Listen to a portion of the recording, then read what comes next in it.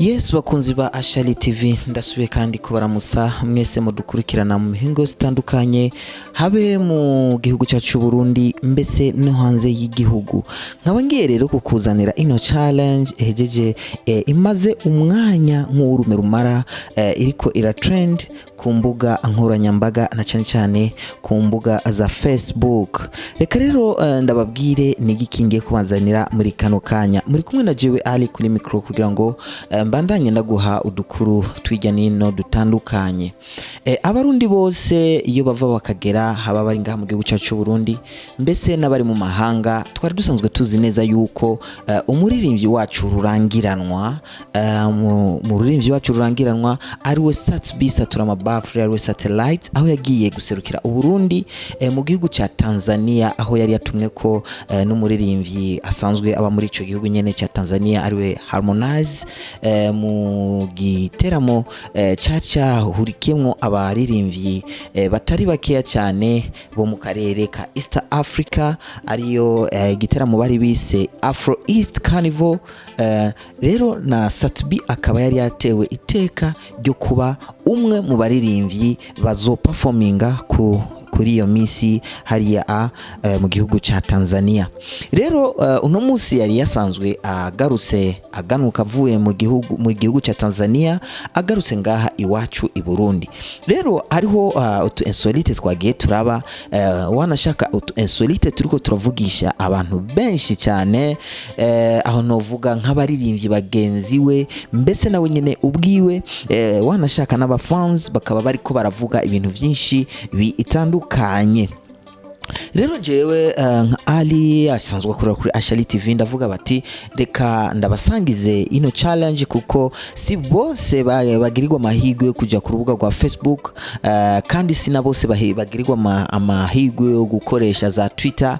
Iyi rero akaba ari inkuru igishushe cyane iriko iraca ku mbuga za Facebook. Reka rero ngire icyo ndabamenyesha nuko Satbi aganutse avuye mu gihugu cya Tanzania yahuye n'aka insolite kuri aeroport akaba yaciye yandika ibintu byinshi wanashaka kuva je nakabona nibwo bwa mbere nari mbonye post ndende ya Satbi ireha nkuko onya aho byasa nkukumenga hariho ikintu kitamuryoheye na cyane cyane ku mategeko y'igihugu bisa naho ayo mategeko nawene yamufashe mugabo akaba atayishimiye. Reka ndabasomere ivyo yandise haiza amasaha 3 gusa.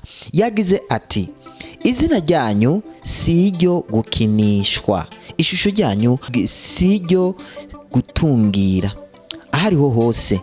Muvyeyi jewe n'ugwaruka rundi twasanze uri nka muganga nico gituma nshimye kuvuga aho tugwaye ndagwaye turagwaye bifata umwanya ariko turizera gukira papa wacu. Yanditse ati nyakubahwa mukuru w'igihugu ciza cyacu cy'u Burundi mukundwa wacu muvyeyi wacu imvugo zawe ziratwubaka zikatwigisha zikaduha ikizere yuko ubu tudatamba twirorera yuko koko Uburundi bw'ubu atari ubwaho hambere. Jewe navuye muri Tanzania gukora narakoze ibintu bizoha iteka ishusho ry'igihugu cyacu ndashiramwo amafaranga yose ngeze ibujumbura ndabura ibihumbi 60 vya covid ndinginga biranka kuko atawuri hejuru y'amategeko kandi turabizirikana ari navyo biranga umwene gihugu wanyawe.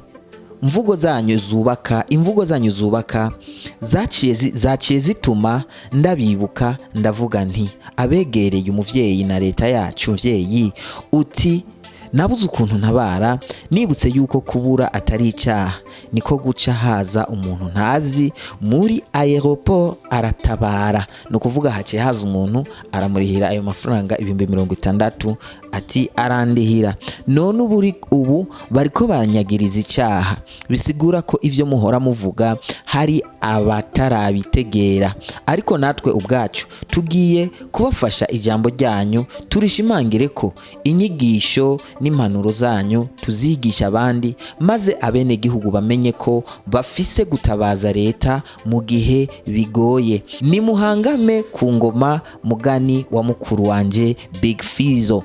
Nyakubahwa, turasavye bibaye ngombwa muturonderere kaga couloir k'abambasaderi twoye kumaramarira mu bakunzi bacu batwemera, bobo bama babona ivyiza gusa batazi uko birondegwa. Aha yari yashatse kuvuga bati babaronderere kaga couloir kamwe abantu novuga yuko abantu b'abategesi bacamwo ahantu ha VIP. Muvyeyi dukunda, muzobandanye iyo ngingo yo gushigikira abaririmbyi banyu nkuko mwama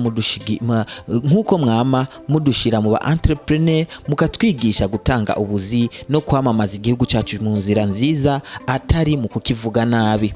Murakoze muvyeyi, ubu n'ubutumwa bugira kabiri ngerageje kubarungikira, kandi mfise icizere yuko buzobashikira kuko ahandi bigoye. Imana ibazigame mugenzi wacu, muvyeyi wacu, nukuri ahubona abaririmbyi tubayeho mu gutinya kuzopfa dukenye, ariko biciye mu nyigisho mutanga ndizera ko bitazokunda.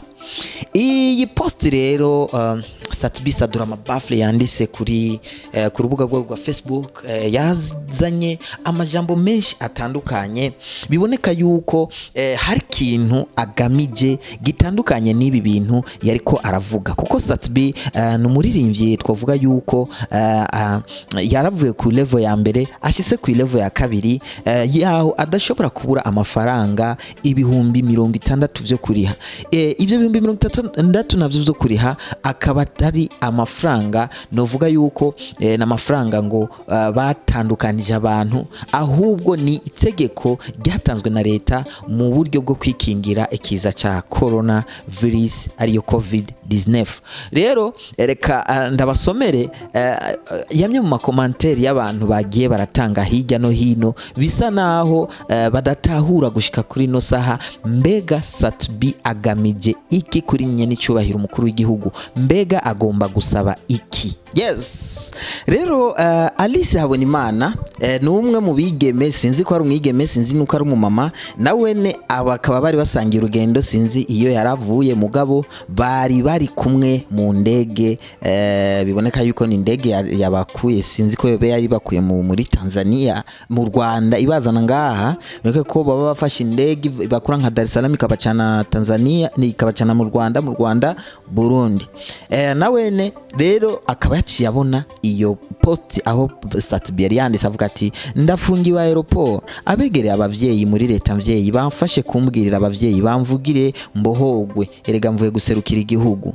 Uyu re Alice Habonimana sinzi ko ari umuririmbyi, sinzi ko ari umuki, nawene yaciye amwishura agira ati Satbi ndi umufana wawe kandi turazananye mu ndege, kandi nanje mvuye guserukira igihugu, ushaka gukurikiza amategeko y'igihugu nta wagufunze, oya tindanse, uretse ko bagusavye kuriha aya test ya COVID kandi twese twayarishe nta wagufunze. Murumva rero yuko post ya Satbi yateye amakenga abantu benshi, abarundi benshi bavuga bati n'imiburiburi hari ico yoba akeneye gusaba umukuru w'igihugu.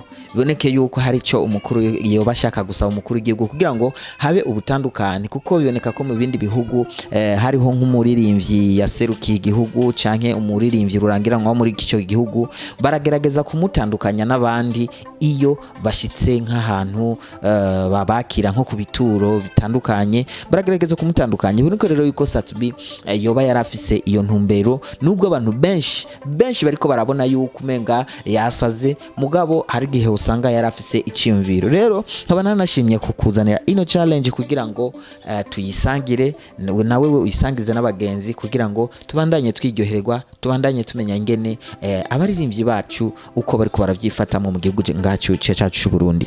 Murakoze cyane rero, yari jewe Ali nkaba ndabakunda cyane, bye bye.